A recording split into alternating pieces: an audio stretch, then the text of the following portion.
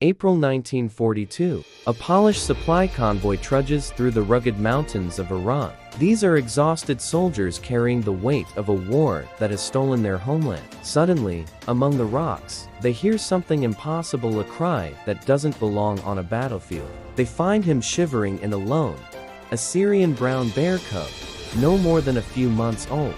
His mother was likely killed by hunters. What happened next would become one of the most extraordinary stories of World War II. This is the true story of Wojtek, the soldier bear who went to war. An unlikely recruit, the men of the 22nd Artillery Supply Company had lost everything. Their country invaded, their families scattered. But this helpless cub stirred something in them, a reminder of innocence. They named him Wojtek, meaning happy warrior in Polish. At first, he was a small comfort. They fed him condensed milk from old vodka bottles, and he slept curled up beside them to share their body heat. But Wojtek grew fast. Within months, he was a 440-pound giant who lived exactly like the men. He learned to salute, he loved eating cigarettes, and he even wrestled with the soldiers for fun.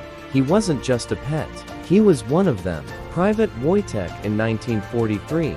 As the Polish forces prepared to ship out from Egypt to Italy, they hit a wall. British transport authorities delivered a verdict.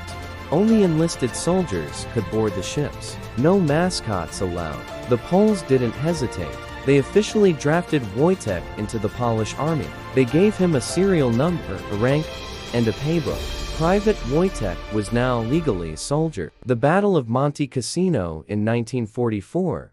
Wojtek proved he was more than a morale booster. The Battle of Monte Cassino was one of the bloodiest of the war. Allied forces were being cut down trying to take the mountain fortress. The Polish 22nd Artillery needed ammunition constantly. Under relentless fire, soldiers hauled 100-pound crates of shells to the gun positions. Wojtek watched his brothers struggling, and then, he joined in. This 440-pound bear began carrying the heavy crates himself, loads that required two men to lift. He walked upright on his hind legs through the chaos of explosions. He never panicked. He never fled. He carried shell after shell until the battle was won. The image was so iconic that the unit changed its official emblem to a bear carrying an artillery shell, an honor that remains to this day. After the war, when the war ended, Wojtek couldn't go home. Poland was under Soviet control, and his company was resettled in Scotland. In 1947, Wojtek was retired to the Edinburgh Zoo. The soldiers visited him constantly.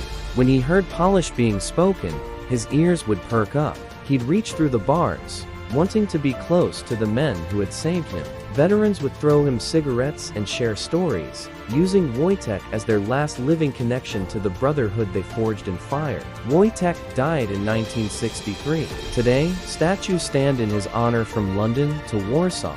His story reminds us that loyalty isn't uniquely human. In the depths of war, Wojtek carried more than ammunition. He carried hope. Subscribe to Time Unlocked because history's most incredible stories deserve to be remembered.